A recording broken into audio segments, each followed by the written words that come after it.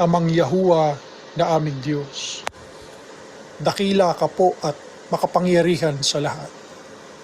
Amang Banal, maraming salamat sa patuloy mo pong pag-iingat sa amin. Hindi mo kami pinababayaan sa araw-araw ng aming buhay. Katunayan, buhay kami at malakas. Higit po sa lahat, taglay namin ang aming dakilang karapatan. Ang tumawag magpuri sa iyo pong napakadakilang pangalan. Amang Banal, pakipatawarin mo po kami sa aming mga pagkukulang. Ama, patawad po sa lahat ng aming mga kasalanan. Pakilinisin nawang ganap ang aming mga puso't kaisipan upang maging karapat dapat po kami sa iyong banal na harapan. Muli po, mag-aaral kami, Ama, ng iyong mga katotohanan. Ipagkaloob nawa sa amin ang mga katangiang aming kailangan upang buong linaw naming maunawaan ang mga aral na aming tatanggapin sa mas lalo pang ikatataas ng uri ng aming mga paglilingkod sa iyo. Pakibasbasan mo rin po ang aming mahal na kapatid na mangunguna sa amin. Ipagkaloob ang mga kaalamang kanilang kailangan upang nang sa ganon maituro nila sa amin ng buong linaw ang iyong mga katotohanan. Lahat kami maging kalugod-lugod sa iyong banal na pangalan. Narito dala po namin ang aming mga handog na aming isinimpan. Pakibasbasan mo po ang mga aming mga handog. Tanggapin mo po ang aming mga handog na aming iniaalay sa iyo.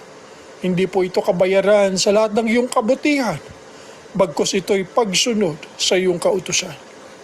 Umaasa po kami, dinirinig mo po ang aming mga panalangin naming Ama. Ang lahat ng ito'y buong galang naming hinihiling. Sa tanging pangalan po ng aming Panginoong Yahushua na aming dakilang tagapagligtas. Amen.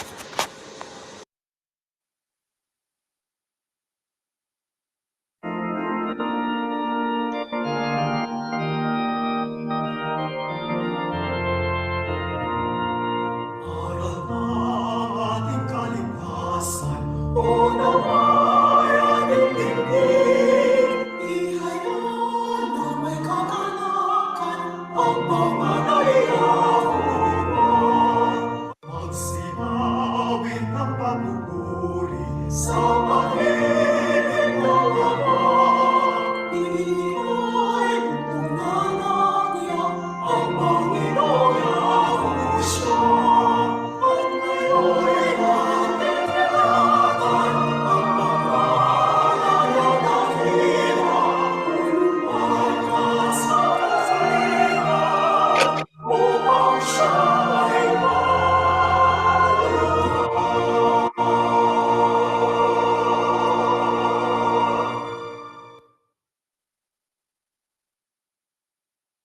Mga magulang at mga mahal na kapatid, tayo ay nagpapasalamat ng marami sa Diyos.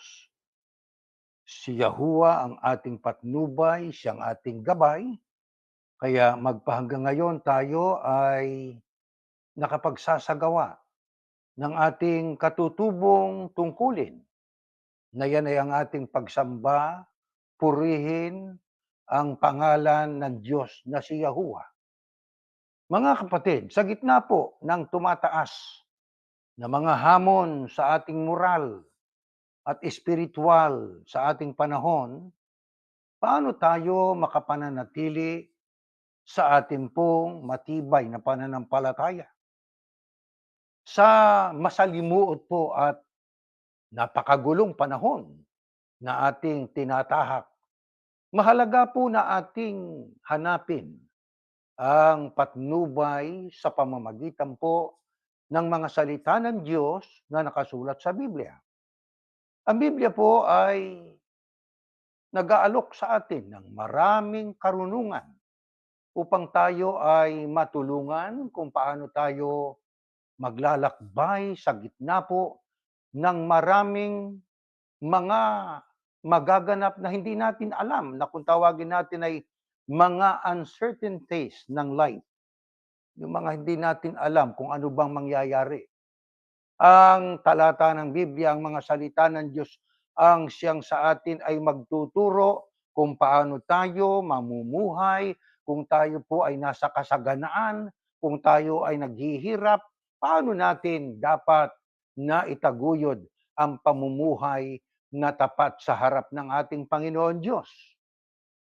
Sa pamamagitan po ng mga salita ng Diyos na nakasulat sa Biblia, na ito po ay nagbibigay diin tungkol sa kahalagahan ng ating pagtitiwala sa Panginoon Diyos, ay lalo pong nagpapalalim ng ating koneksyon sa ating Ama at lalo pong nagbibigay sa atin ng kakayahan na kung sakali mang tayo ay medyo nahihirapan sa ating pong pagtataguyod ng buhay dahil sa kahirapan, dahil sa karamdaman, magkakaroon tayo noong abilidad na balik sa ating dating kalagayang matibay.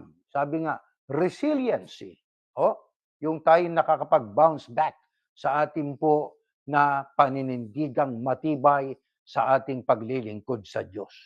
Napakaraming panganib ngayon sa ating panahon na ito po ay nagiging banta sa ating pong pananampalataya.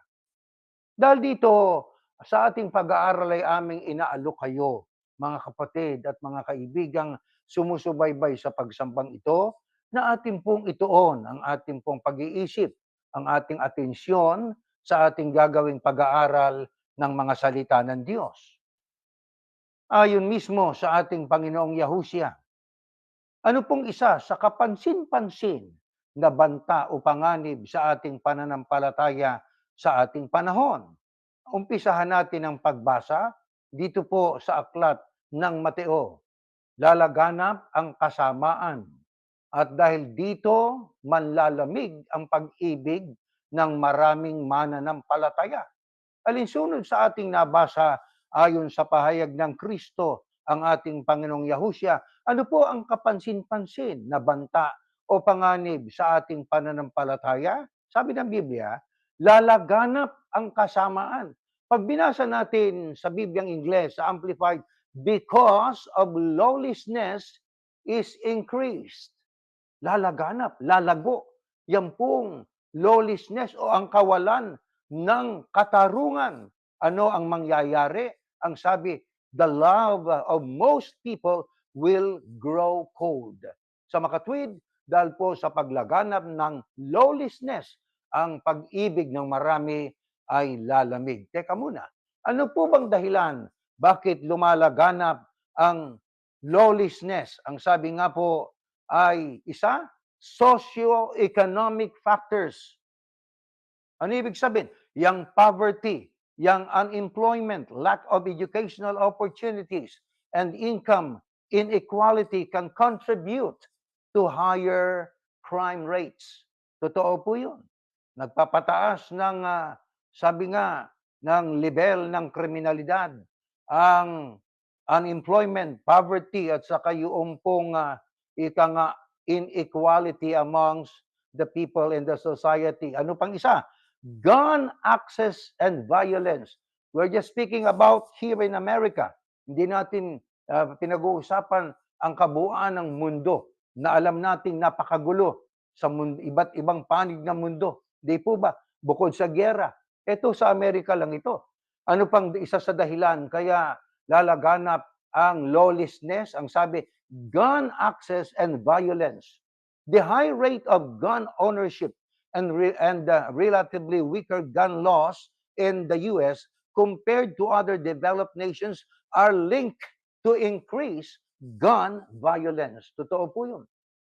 Sa Amerika, makakabili ka ng baril na sabi nga kahit na ikay kriminal nakakabili ka rito. May pawn shop na pwede kang napakabilis po, napakagaan ng access pagdating sa gun dito sa Amerika. Ano pang isang dahilan? Social instability. Events like the COVID-19 pandemic and the associated disruptions may have exacerbated existing inequalities and instabilities, contributing to crime spikes in some areas or specific time frames.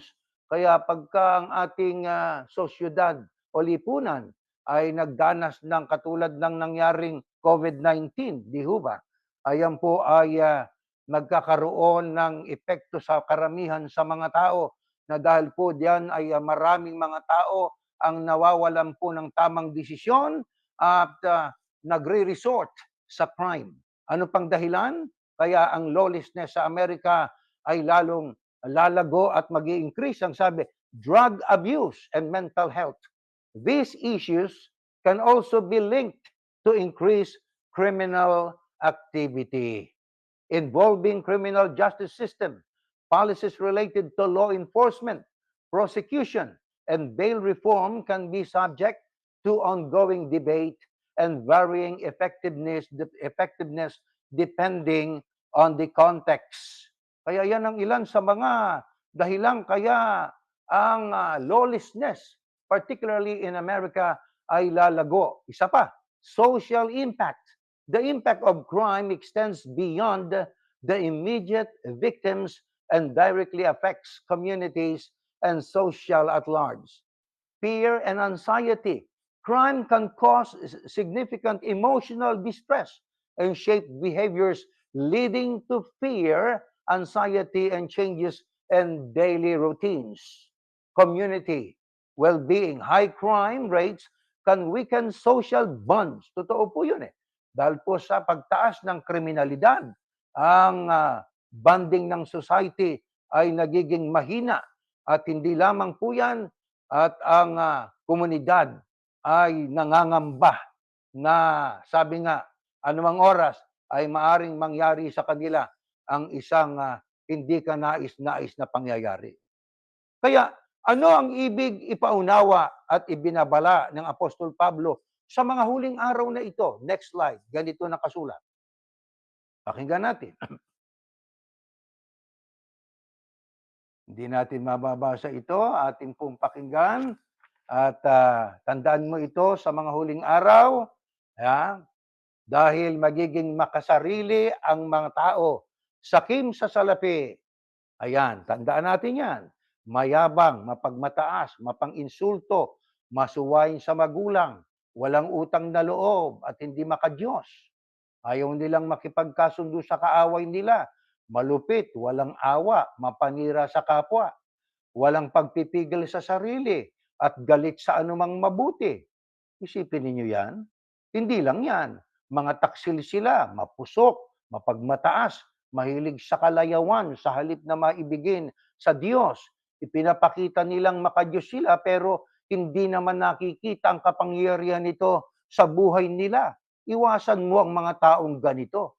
May ilan sa kanilang gumagawa ng paraan para makapasok sa mga tahanan at manloko ng mga babaeng mahihina ang loob. Nalulong na sa kasalanan at alipin ng sari-saring pagnanasa. Nais laging matuto ng mga babaeng ito pero hindi nila maunawa ng katotohanan kailanman. Ang pagkontra sa katotohanan ng mga lalaking nangangaral sa kanila ay gaya ng pagkontra ni Henes at Hambres kay Moises. Hindi matino ang pag-iisip nila at ang sinasabi nilang pananampalataya ay walang kabuluhan. Pero hindi rin magpapatuloy ang ginagawa nila dahil mahahalata ng lahat ang kahangalan nila gaya ng nangyari kina Hanes at Hambres. Nang magturo ang Apostol Pablo, ano ang kanyang ipinaunawa at ibinabala sa mga tao sa mga huling araw na ito? Tandaan niyo ang wika. Bakit dapat tandaan? Baka makalimutan natin. Ano ang sabi? Magiging mahirap ang mga huling araw. Totoo po yan. Walang bansang hindi naghihirap.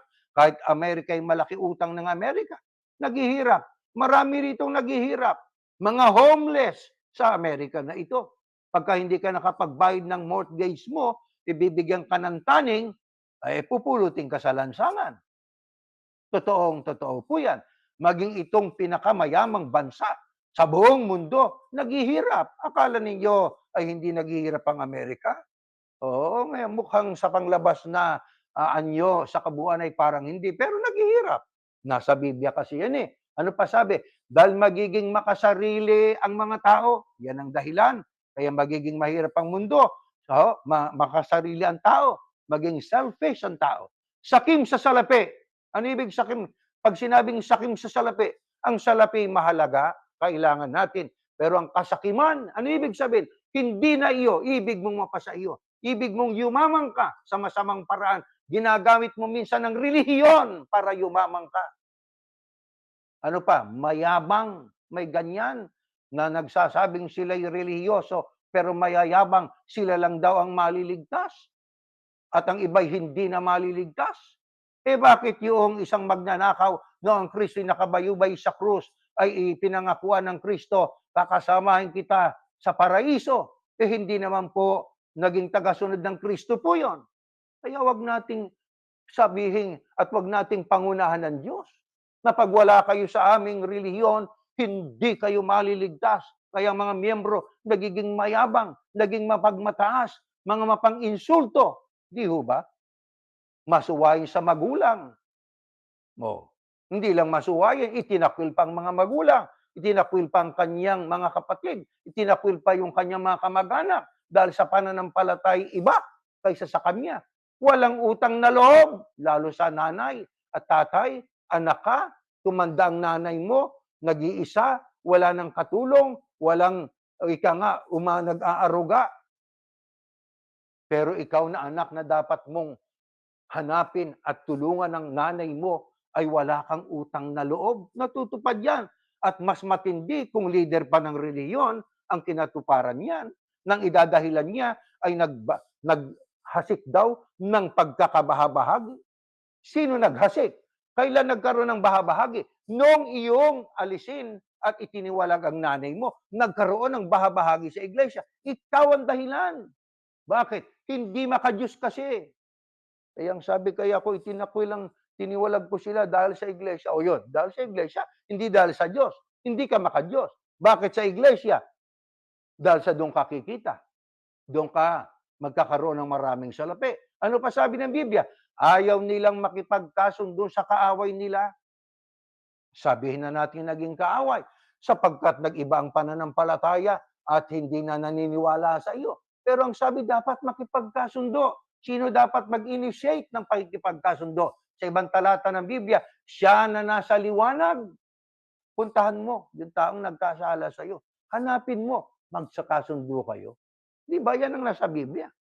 At galit sa anumang mabuti, ayaw siyang pasaway. Bakit? Eh sapagkat ang pagtingin niya sa sarili ay flawless. Ang pagtingin niya sa kanyang sarili, perfecto siya. Ang pagtingin niya sa kanyang sarili ay tama lahat ng pasya niya. Kaya galit sa anumang mabuti. Mabuting payuhan, ayaw niya magpapayo. Di ho ba? Hindi lang yan. Mga taksil sila, mapusok, mapagmataas, mahilig sa kalayawan. Nako, lalo na sa panahong ito. Anyayahan niyo ang tao sa Diyos, ayaw. Pero sa kalayawan, nako, hindi kayo magdadalawang salita. Ano pat, kapag ating nilagom ang lahat ng ito na itinuro ng Apostol Pablo, ibinala niya noong unang siglo, natupad sa panahon natin, sapagkat magaganap yan sa mga huling araw, maghihirap ang ating buhay at patuloy po na naghihirap magpahanggang ngayon, mga kapatid. Ang mga tao ngayon, alam nyo, naging materialistic na. Oho, ang simpleng pamumuhay, ayaw nila. Kahit saan sila makarating, basta't kumita ng pera. Ngayon, hindi na about love. O, di ba? Pagka ang mga babae, lalo sa Amerika, pwede mo ba akong sistentuhan sa pangangailangan ko, sa pambili ko, ng pampaganda ko? Eh kung hindi kita tutuluyan. Ididiborsyo kita. Ganyan ang estilo rito ngayon. Naging materialistic na ang tao. Hindi na naging makadiyos. Di po ba? Ang kanila po na sarili, ang tingin nila ay napakataas. Sila ay nakahihigit sa iba. Kaya nagkaroon sila ng power. At dahil sa power na yon, ang paningin nila sa kanilang sarili, sila ay mas mataas na. Samantalang ang sabi, nilikha ng Diyos ang lahat ng tao ng pare-pareho o pantay-pantay. Pero dahil sa power, dahil sa kanilang salapi, dahil sa kanilang kapangyarihan, ayon, nagkaroon ng inequality.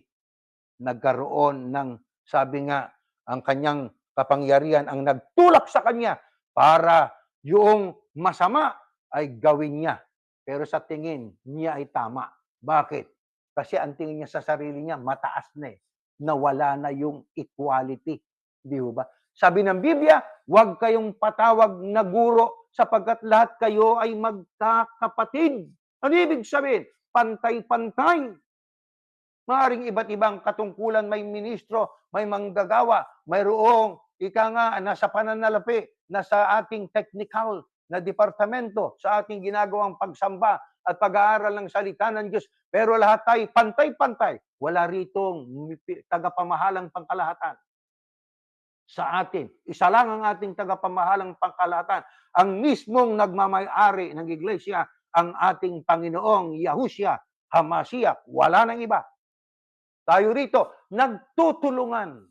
Kaya itinulad sa isang sangkap ng katawan para ipakita ang iba't ibang parte ng katawan ay mayroong independent function, but they are well coordinated sa other parts ng ating katawan para mag-function sila para sa kapakanan ng buong katawan. Ganyan din tayo sa loob ng iglesia ni Yahushua, mga kapatid. Ano ang ilan sa mga panganib kapag ka ang ating pong sarili ang ating tinupad at hindi ng kalooban ng Diyos? Ang ating sariling pasya ang ating pinanghawakan, ang ating sariling alam ang ating pinanghawakan at hindi na ang mga salita ng Diyos na nakasulat sa Biblia. Next slide. Ito nakasulat. Dito po sa dalawang mga salin ng Biblia, una sa Berean Standard Bible ang sabi, from their prosperity proceeds iniquity. The imaginations of their hearts run wild.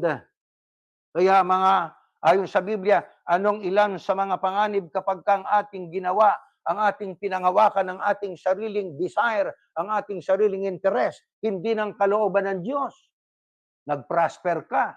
Pero ano sabi ng Biblia? From their prosperity proceeds iniquity. Totoo, hindi totoo? Dahil sa kanyang prosperous lifestyle, nagagawa niya at nabibili niya ang ibig niya. Kahit na labag sa batas, nagagawa niya. Kaya tama ang nasa Biblia, prosperity proceeds iniquity. At ang sabi, the imaginations of their hearts run wild. Nagiging wild ang kanilang imahinasyon. Ang kanilang imahinasyon, imagination ay lumalampas sa nararapat. Kaya kahit labag sa batas, nagagawa nila. Bakit? Kasi mayabang sila. Marami silang pera. Malaki ang kanilang impluensya. Yung kanilang impluensya gagamitin nila para sa kanilang kapakanan at kapakinabangan kahit labag pa sa batas. Kaya dito din sa isa pang salin ng Biblia, ang sabi rito ay dito, yan, sa 73:5 down to 10. They don't suffer like the rest of us. Sabi ni Haring David. Ang tinutukoy niya yung mga mayayaman. They don't suffer like the rest of us. They don't feel the word poverty. Sabi nga, they don't have troubles like other people. Hindi sila naghihirap katulad po ng ibang mga tao. Sino yun? Yung mga taong prosperous ang kanilang pamumuhay, mayayaman, maimpluwensya, makapangyarihan. Ano pa sabi ni Pablo? So they are proud and hateful. Kaya napakalaki ng kanilang pagtingin sa kanilang sarili. At sila po ay hindi maibigin sa kapwa. Basta komot sila ay prosperous at sila ay makapangyarihan. Ang ibig nila, ang tinig nilang dapat na masunod. Ano pa? This is an easy to see as the jewels and fancy clothes they wear. Totoo po yun eh. Di ba yung mga mayayaman kung magpakita ng kanilang mga alahas hindi lang isang necklace, ang daming malalaki pa eh. At saka yung mga damit nila, elegante at mamahalin. Louis Vuitton. O yung sa ating damit, Vuitton lang yung atin, walang Louis. Bakit? Okay lang yung buhay natin, hindi naman tayo mayaman. Hindi naman tayo gayang mahirap, nakakaraos sa araw-araw. Pero yung mayayaman, naku, fancy clothes they wear. If they see something they like, pag may nakita silang gusto nila, they go and they take it. Ayun. Alam nyo, katulad sa bansang komunista, katulad sa North Korea, ba isipin ninyo, pag ginusto nung leader nila, makukuha niya yon. Kahit ayaw pa nung gusto niya. Kung tao ang gusto niya, ayan, gusto ko yan, gusto ko yan, gusto ko yan. O, ayan, akin yan, akin yan. Bakit? Sabi nga ng Biblia, di ba? If they see something they like, they go and take it. Kaya, maging sa relihiyon, Nangyayari po yan o hindi? Ba, nangyayari po yan. O isipin ninyo na naangkin yung lupain ng isang tao na patay na pinalagda doon sa Peking deed of sale. O saan kayo nakakita niyan? O, prosperous kasi sila eh. Mayabang kasi sila eh. May impluensya kasi sila eh. Sila kasi ay, ika nga ay malakas sa gobyerno eh. Di ho ba? Kaya everything they see that they like, they go and take it. Isipin nyo na angkin nila yung lupa ng patay at napapirma na yung patay. Paano napirmahan nyo nung patay na? Oh, bakit? Eh, makapangyarihan sila eh. They see whatever they see and they like, they go and get it. They do whatever they want. Nako, lalo pagdating sa gobyerno, daliko, nagagawa nilang, gusto nilang gawin. Eh, lalo pagdating naman sa reliyon na dapat hindi kakitaan, bili ng eroplano, bili ng helicopter, o bili ng paggawa ng mansion. Eh, ano yon? They do whatever they want. Di ba? Eh, dito sa Amerika, ang iba'y nabilanggo na. Ang iba, pagka ini-interview, yung pagka ini-interview, yung mga taong preacher na yan, nanlilisik pa yung mata. Pagka ang question, why is it that you use the fund of the church to buy your own property like airplane, helicopters, and the likes? Nanlilisik yung mata. Ang sabi niya, that is my right. Baka karapatan daw niya yun? Saan sa Biblia na karapatan ng leader ng isang reliyon na ang perang para sa Diyos ay gamitin mo para sa personal mo? Wala niyan. Wala niyan. Pero yung mga abusado na mga leader ng relihiyon, lalo na maging dito sa Amerika, maging sa Pilipinas, meron yan. They make fun of others and say cruel things about them. Pagka hindi ka na nila kasama, they will make fun of you. At saka hindi lang yan. Ang matindi pa, may mga programa pa sila na mga kabilang sa iba't ibang relihiyon ng pangalang Yahuwah, pinagtatawanan nila. Yahuwah, wawawa, ginaganon nila. Sana mapatawad pa sila ng Diyos. Di ba? They make fun of others and they say cruel things about them. Tungkol sa mga umalis na sa kanila at sila kasi ay sumunod na sa leader nila eh. O di ba? Ano ngayon ang sasabihin nila sa mga hindi na nila kasama? Mga nagdilim yan, mga rebelde yan, yan ay mga kampo ni Satanas yan. Eh natutupad lang. Di ba? Mga abusadong mga leader na nasa kalagayang prosperous ang kanilang pamumuhay. O di ba? Mabuti sana kung dahil sa mabuting paraan kaya yumaman, pero hindi. Dahil sa pera ng miyembro eh. O di ba? In their pride, they make plans to hurt people. Isipin niyo, dahil sa kanilang pride, ayaw nilang sila ay mapuna. Ayaw nilang sila ay maituwid ng Biblia. Abay, hantingin nyo nga yung mga puna ng puna sa atin.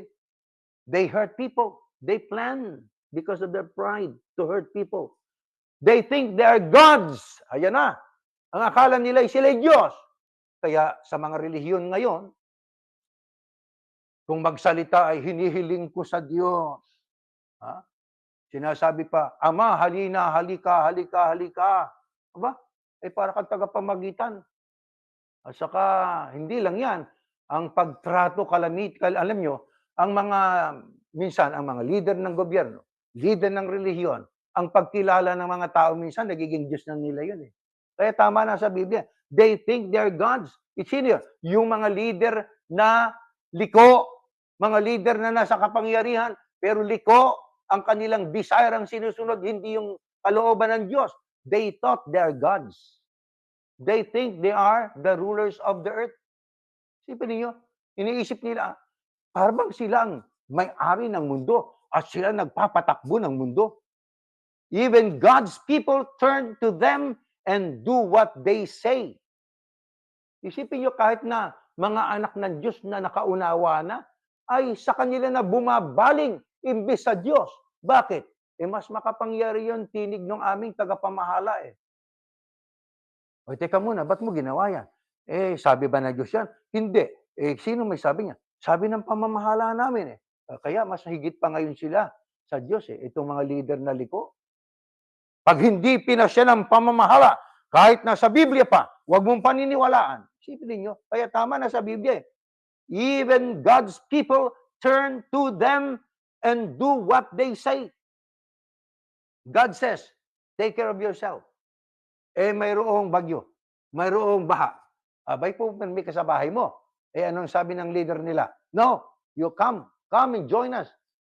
Go to the chapel and worship God. Yon. Mas pinakinggan ang tinig nun kaysa tinig ng Diyos sa ingatan mo sarili mo. Di ba? Nangyayari o hindi? Nangyayari. Kaya yan po mga talatang yan ay lalong nagbibigay sa atin ng pagkaunawa na mahalaga na wag nating pairalin ang ating sarili, ang ating amor proprio, yung ating pride. Hindi po. Hindi dapat yon. Ang kailangan nating pairalin ay kalooban ng Diyos. Tanong, kailan po ang paghihirap o kahirapan sa buhay na yan ay, sabi nga, laganap na, nagiging kasalanan sa Diyos yan? Ito, pakinggan natin. Ito nakasulat. Next slide. Yahuwah, may dalawang bagay akong hihilingin sa inyo. Kung maaari, ibigay niyo ito sa akin bago ako mamatay. Una, tulungan niyo ako na huwag magsinungaling. Pangalawa, huwag niyo akong payamanin o pahirapin. Sa halip, bigyan niyo lamang ako ng sapat para sa aking mga pangangailangan. Dahil kung yumaman ako, baka sabihin kong hindi ko na kayo kailangan.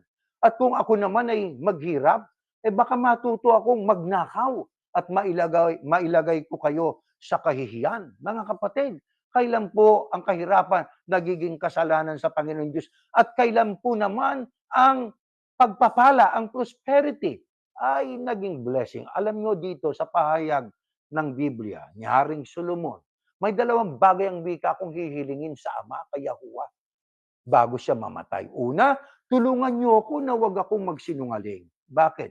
Siguro nagsisinungaling siya sa buhay ni Solomon. Di ba? Nagsinungaling yan eh. Una, tulungan niyo ako na huwag magsinungaling. Pangalawa, huwag niyo akong payamanin o pahirapin. Sa halip, bigyan niyo lamang ako ng sapat sa pangangailangan ko. Yan ang ibig niya. Sapat lang, makatawid, makaget by sa araw-araw. Yun ang sabi niya. Bakit? Ayaw niya. Eto ngayon yan. Kailan nagiging masama ang kayamanan at ang prosperity o blessing? Dahil kung yumaman ako, baka sabihin kong hindi ko na kayo kailangan. Tigilan nga muna natin ito at mag-isip-isip tayo. Meron bang ganyan? Nung mahirap, tawag ng tawag sa Diyos. Nang yumaman, nakalimutan na Diyos eh. Di ba? Nung wala pa sa pwesto, ang baba ng kalooban. Nung nasa pwesto na, hindi na marunong tumawag sa Panginoon Diyos eh. Di ba? Nakalimutan na. Bakit? Mayaman na. Kaya ang kanyang isip at ang kanyang puso nakalagak na sa kanyang kayamanan, hindi na niya kailangan ng Diyos. Yun ang masama sa taong yumaman. Pero hindi masama ang pagyaman, lalo sa mabuting paraan, sapagkat kung yumaman ka, pwede kang magkaroon ng foundation para makatulong sa may sakit, makatulong sa mga batang walang mga inabandona ng kanilang mga magulang. Di ba? Doon. Pero ito naman, kailan nagiging masama ang kasalanan, ang paghihirap, ibig ko sabihin, o kahirapan.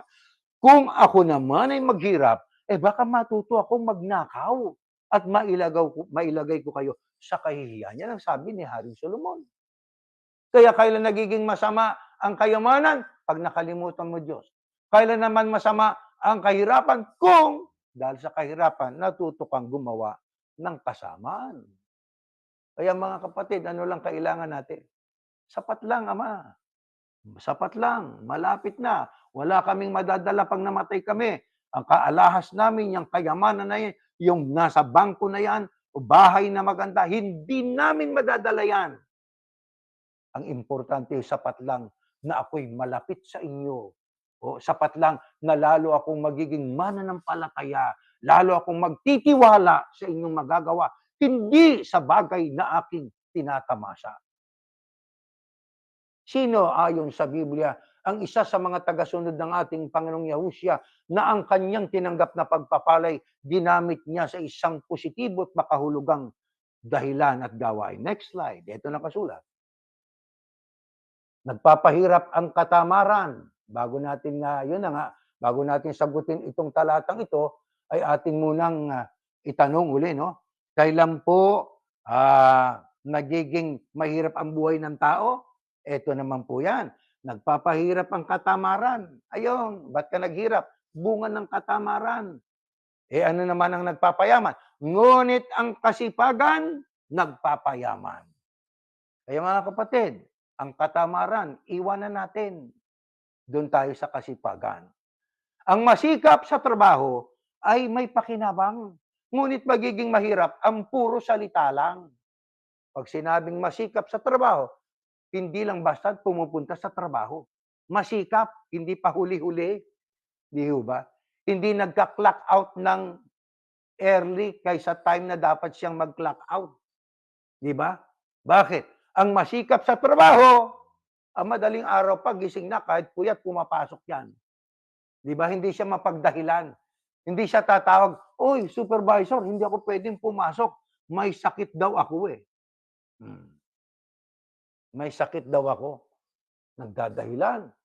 Kaya ako bilang isa, mga kapatid, nag-double job ako rito sa Amerika.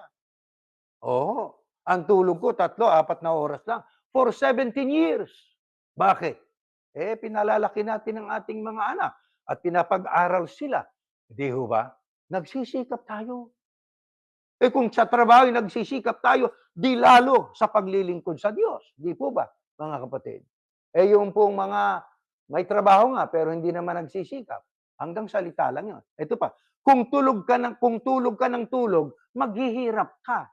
Ngunit kung magsisikap ka, ang iyong pagkain sasagana. Aba, eh paano naghihirap yung iba? Eh kasi tulog ng tulog. Pag sinabing tulog ng tulog, eh wala nang ginagawa, puro tulog. Hindi ba yung pagtulog gawain din? Ano sinasabi sa atin? Mayroon ka bang ginagawa pag tulog ka? Oo. Ano yun? Paano po? Papihit-pihit sa kaliwa, kanan, gitna. Hindi trabaho yun para ikay yumaman, para ikay sumagana. Di ba? Pag sinabing tulog ka ng tulog, maghihirap ka nga sapagkat hindi ka nagtatrabaho, umaasa ka, nagiging parasitiko ka sa iba. Pero yung magsisikap ka, ang iyong pagkain sasagana. Sarap ng pagkain mo. Bakit? Eh masipag ka eh. Kaya mga kapatid, sa gitna nitong ating nilalakbay na mundo na ang iba'y mahirap, ang iba'y mayaman, paano po mananatili ang ating pagiging matibay na mananampalataya? Kailangan po ay nandoon tayo sa panghahawak sa mga salita ng Diyos. Yun ang ating panghawakan. Huwag yung ating desire. Huwag yung ating gusto. Doon tayo tumunton, doon tayo lumakad sa mga payo, sa mga salita ng Diyos. Katulad po ng ating pinag-aaralan. May isang taong lingkod ang ating Panginoong Yahushua noon. Siya'y pinagpala. Paano niya ginamit yung mga pagpapala at blessings na ipinagkaloob sa kanya? Pakinggan natin. Ganito nakasulat. Sa aklat ng Mateo. Next slide. Atin hong basahin ito, mga kapatid. O sa Pilipos pa pala. Bago natin basahin, mayroon pang nakasingit na Pilipos ito. Ang ating tanong ay ito, mga kapatid. Ano ang kailangan higit sa lahat? Kung masama ang maging tamad, tulog ng tulog, anong ating dapat gawin? Kailangan magsikap, tumarabaho. Pero anong klaseng pagtatrabaho? May pagtitiwala sa Diyos. Bakit? Anong sabi ng Apostol Pablo? At dahil kayo na sa Kristo, Yahushua, ibibigay sa inyo ng Diyos ang lahat ng pangangailangan nyo mula sa kasaganaan ng kayamanan niya. O ayan. Maliwanag po yan. Masamang tamad. Masama naman ang mayaman pag nakalimutan natin ng Diyos. Pero anong paalaala niya sa mga nasa Kristo na o top followers na ng ating Panginoong Yahushua? Ibibigay sa inyo ng aking Diyos, sabi ni Pablo, ang lahat ng pangangailangan nyo mula sa kasaganaan ng kayamanan niya. Walang anak ang Diyos na matuwid na nagpapalimos ng tinapay. Maaring yung hari ng kagubatan, yung leon, mga anak niya ay pwedeng mamatay, pero ang lingkod ng Diyos na matuwid ay hindi pababayaan ng Diyos. Ang makatuwid, mahalagang maging matuwid. Pagdating sa tungkulin, huwag tayong maging mapagdahilan. Mga kapatid, gumawa tayo ng dahilan para lang huwag makatupad. Masama po yun. Kailangan po ipakita natin sa Ama, kahit gipit, pilitin natin na makatupad, makasamba, makadalo sa ating podcast, ma-share ang ating pananampalataya, makatawag sa ating kamag-anakan, kaibigan, kakilala, gamitin natin ang ating cellphone para i-share natin sa kanila. Alam niyo ba na ang pangalan ng Diyos ay Yahuwah? Yan ang pangalan ng Diyos. Pinalitan lang ng salitang Lord at Diyos. Pero ang pangalan ng Diyos ay Yahuwah. Ang pangalan ng Diyos ay ibibigay niya sa kanyang anak. Kaya ang pangalan ng anak niya ay hindi Jesus, sapagat ang Jesus, una, sa alpabetong Hebreo, walang letter J. At ang Kristo, hindi Latino, kundi ang Kristo isang Hebreo. Kaya, Yahushua. Nandun ang pangalang Yahuwah, Yahushua. At ang sabi ng Diyos, ibibigay niya ang kanyang pangalan sa mga Israelita. Tingnan nyo ngayon, anong pangalan ng present na presidente ng Israel? Benjamin Netanyahu. Yahu. Ang pangalan ng Diyos, Yahuwah. Yahu, nandoon ang pangalan ng Diyos sa pinaka-suffix ng last name nitong presidente ng Israel. Bakit hindi pa natin palitan? Mga kapatid, nire-restore tayo ng Diyos sa tama. Kaya ang sabi, binabanggit, sa panalangin ng ating Panginoong Yahushua, Ama namin nasa langit, kasambay nawa ang pangalan mo. Ang Ama, titulo. Pero may pangalan ng Ama, sambay nawa ang pangalan mo. Ang pangalan niya Yahuwah. Pangalang makapangyarihan. Kaya maging sa panalangin natin, babanggitin natin Amang Yahuwah. Yahuwah, pangalang makapangyarihan sa lahat, mga kapatid. Kaya balikan natin ang ating tanong na kanina ay atin ang naitanong, uulitin natin sino isa sa mga lingkod ng ating Panginoong Yahushua na pinagpala at paano niya ginamit ang blessings na kanyang tinanggap. Next slide. Ganito nakasulat. Nang magtakip silim, isang mayamang lalaki na taga Arimatea ang dumating.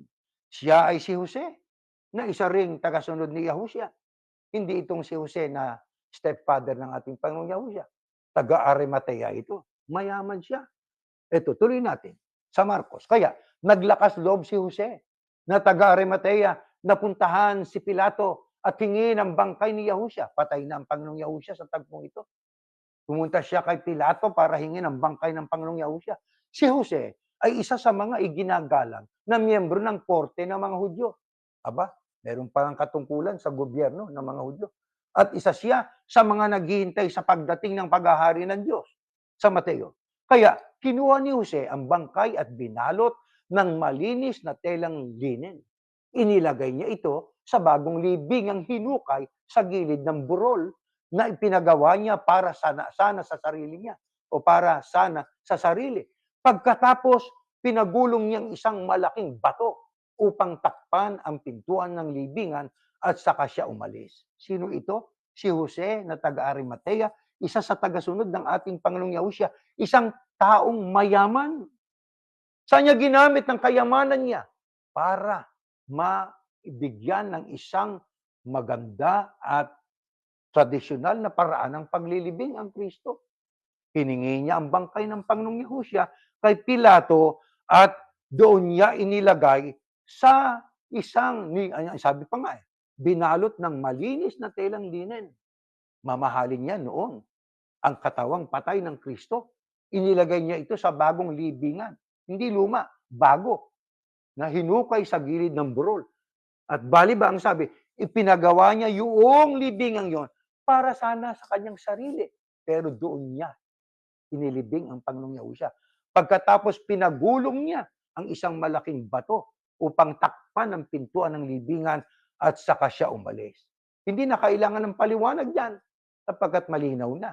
Kaya gamitin natin ang kayamanan natin kung may kayamanan tayo sa paglilingkod sa Diyos, sa paggawa ng mabuti, sa pagmamalasakit sa kapwa, sa pagtulong sa nangangailangan, hindi para pagsamantalahan ang mahihirap at para ka lang yumaman. Di ho ba? Ang author ng aklat ng Timoteo ay si Apostol Pablo. Anong ibig niya na ipahayag, mga kapatid, sa mga tagasunod ng Kristo? Ito sa Timoteo 3:14, ito nakasulat. Next slide. Ngunit ikaw, Timoteo, si Timoteo ka manggagawa niya. Alam mo lahat ang itinuturo mo. Dapat ang lahat ng itinuturo ng nagtuturo'y alam. Oh, alam mo lahat ng itinuturo mo. Ang aking pamumuhay, layunin, pananampalataya, pagtitiyaga, pag-ibig at pagtitiis. Alam mo rin ang mga dinanas kong pag-uusig at paghihirap. Pinaalam ni Pablo kay Timoteo. Kaya bilang tagasunod ng Kristo, si Pablo inusig, naghirap. Kaya maging tayo, inuusig din eh. Pag sumunod ka sa Kristo, usigin ka. Di ba?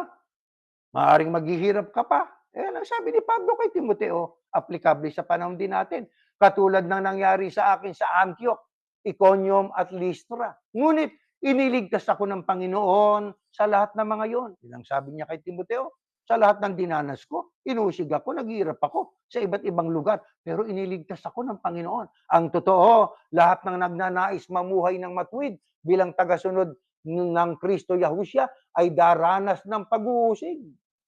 Ang masasama at manlilinlang na may lalo pang sasama at patuloy na manlilinlang.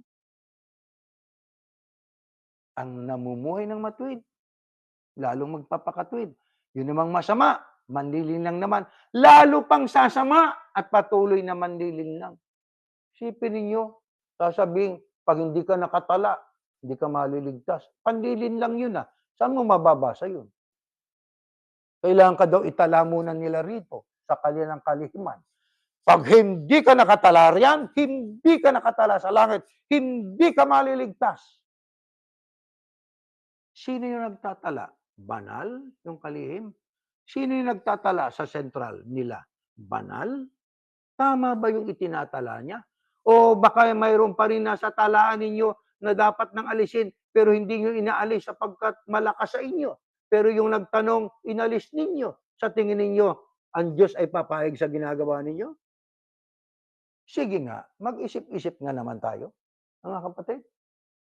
Kaya totoo na sa Biblia, sabi ni Pablo, ang masama at manlilinlang ay patuloy na sasama at patuloy na manlilinlang. Black voting, naiinggit yung iba, hindi nila magawa. Pero ang totoo, ano yan? Dinideprive mo ang karapatan ng tao, yung right of suffrage ng tao. Di ba? Inaalisan mong iba, sumusunod na lang ng nakasimangot.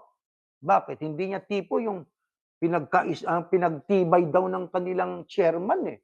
Di ba? Pero yung black voting, hindi nila may apply sa Amerika.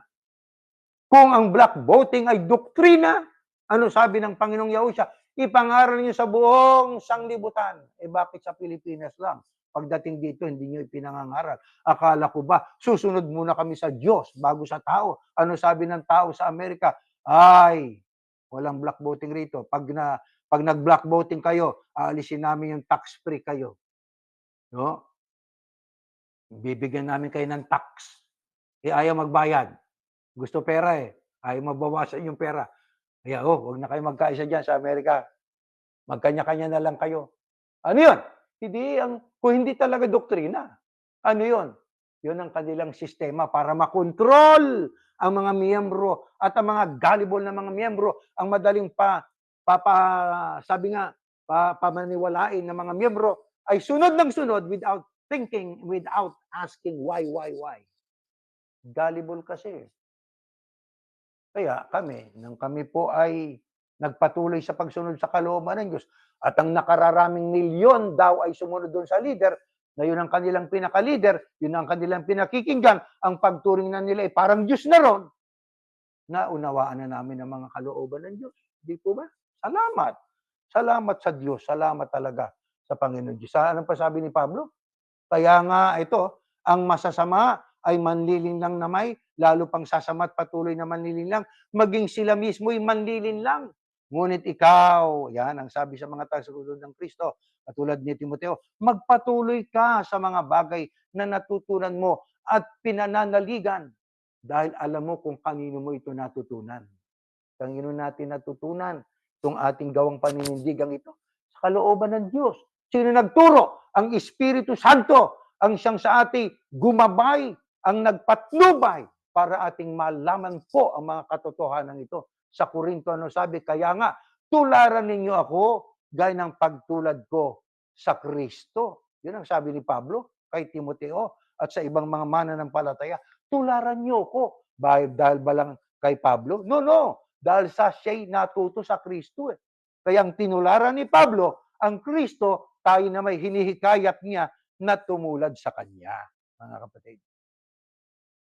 Ano ang binigyan diin ni Pablo tungkol sa mga talata ng Biblia? Salita ng Diyos. Next slide. Ito po ang binigyan diin ni Pablo.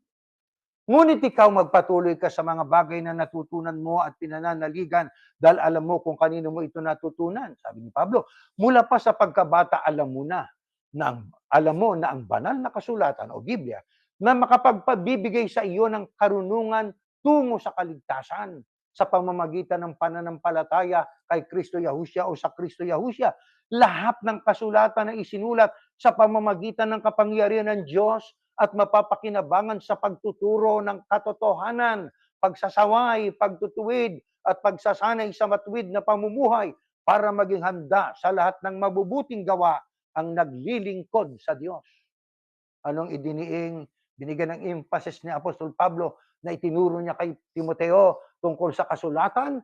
Ang banal na kasulatan makapagbibigay sa iyo ang wika ng karunungan tungo sa kaligtasan. Kaya tayo Biblia. Ang tinig ng Biblia ang ating sinusunod. Ang tinig ng Kristo ang ating sinusunod. Hindi ang tinig ng kung sino-sinong leader ng relihiyon. Pero paano tayo magkakaroon ng kaligtasan magitan ng Biblia sa pamamagitan ng pananampalataya? Kaya ang pagpasok sa Kristo ay hindi literal. Ang pagpasok sa Kristo sa pamamagitan ng pananampalataya sa Kanya. Paano mahayag yung pananampalataya sa Kristo kung susundin natin ang Kanyang utos? Pumasok ka sa Kristo.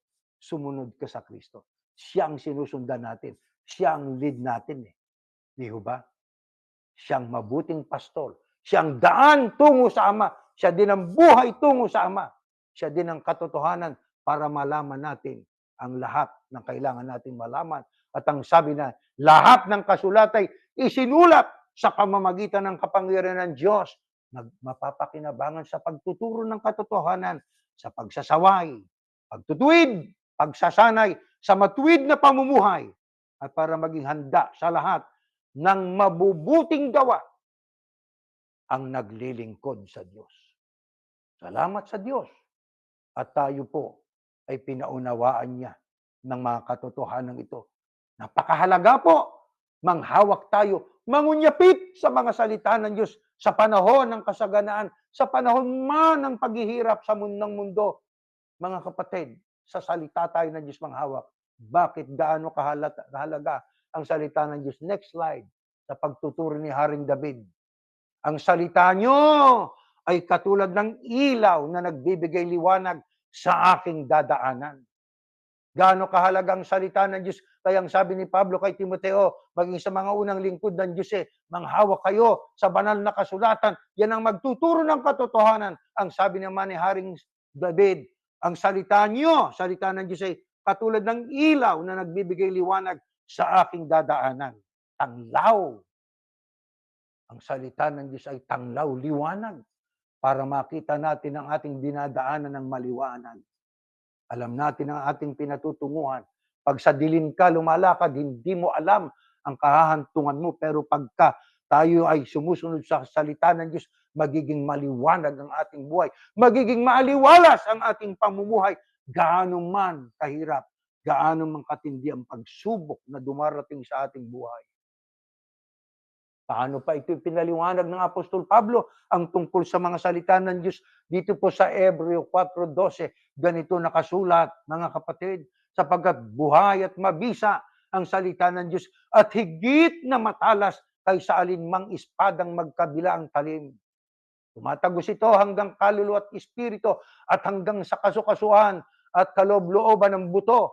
Nalalaman ito ang pinakamalalim na iniisip at hinahangad ng tao. Isipin ninyo kung gaano kabisa ang salita ng Diyos. Matalas kaysa alinmang espadang magkabilang talim. Tumatagos ito hanggang kaluluwa at espiritu, hanggang sa kaloob-looban ng buto. Ibig sabihin ay, sabi pa, nalalaman ito ng salita ng Diyos ang pinakamalalim na iniisip at hinahangad ng tao. Kaya manghawak tayo, mga kapatid, sa salita ng Diyos. Konting-konting pagtitiis pa, natatanaw-tanaw na natin ang hantungan, ang pinaka-finish line ng ating paglalakbay, mga kapatid. Hinihikayat tayo ng Biblia mula sa aming mga ministro. Maging tayo ay maging malapit sa Ama. Lalo tayong magbasa ng mga salita ng Diyos. At pagka mayroon tayong natatagpuang mahirap intindihin, huwag niyong bigyan ng pakahulugan.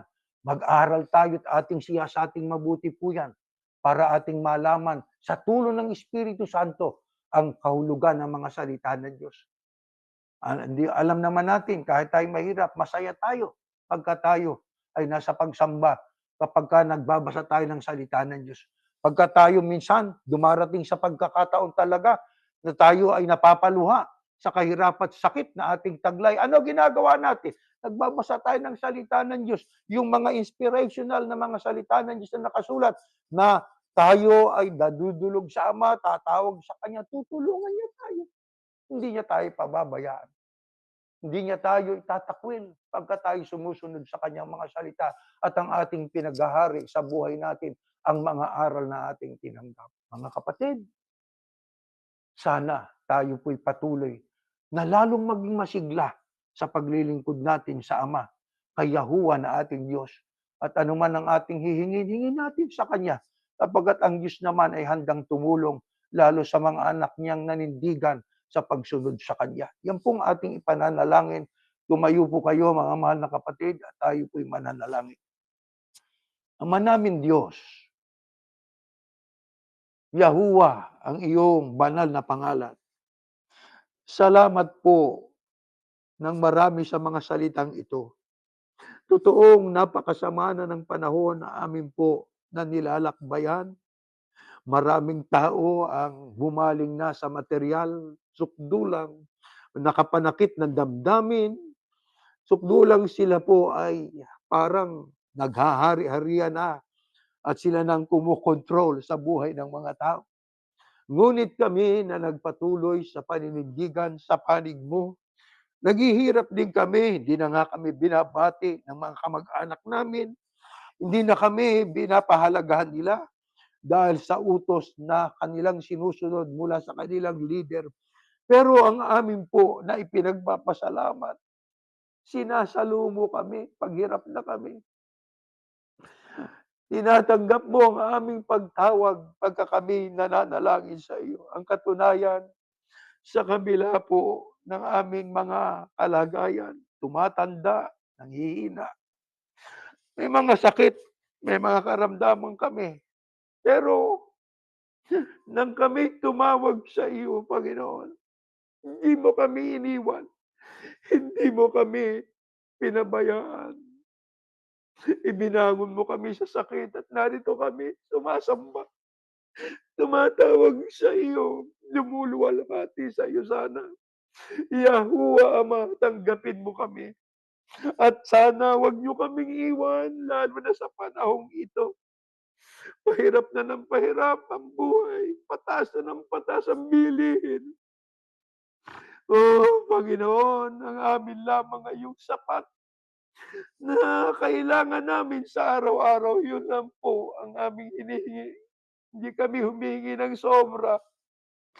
At kung kami man ay subukin mo at maghirap ang buhay at lalo't halos hindi na makagulapay, wag mo lang kaming iiwan, Ama. Tulungan mo kami, makapanindigan kami. Sa konting panahong tinitiis namin, alam namin, may mga anak ang aabutang buhay. Hindi na makatitikim ng unang kamatayan. Pagdating ng rapture, araw ng pag-agaw sa mga anak mong mananampalataya at pagbuhay sa mga tapat mong mga lingkod. Salamat po sa mga aral na ito. Sumasampalataya kami. Inari niyong panalangin namin. Pinatawad ang aming kasalanan. Binasbasa ng mga leader ng mga bansa. Ang lahat ng mga tao, lalo na sa gyera, ang mga tao biktima ng mga baha. Biktima ng iba't ibang karahasan. Ama, salamat po. Umaasa kami, pinagindapat niyo po kami, Ama. Sa ngalan ng iyong anak, ang Panginoong Yahushua Mashiach. Amen.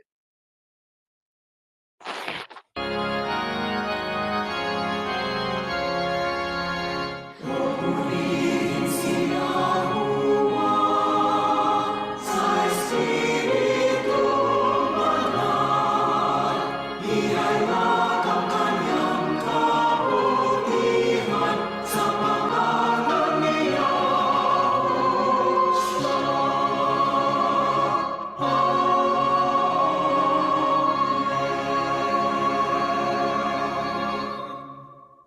Ang biyayang pagliligtas ng ating Panginoong Yahushua, ang pag-ibig ng Ama, si Yahuwah, at ang patuloy na pagkikipisan ng Espiritu Santo, kinawang sumating lahat ngayon at magpakailanman.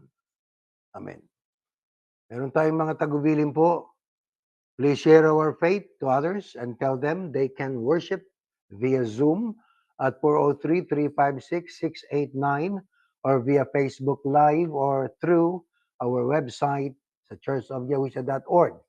And ayan, ay patuloy nating ipinapanalangin lahat ng tao po, mga leader ng mga bansa, lalo sa panahon natin. Yan lamang po ang ating magagawa, manalangin sa Ama na anuman ang mangyari po ay sa Kanya tayo umaasa. Hanggang dyan po at tayo natatapos.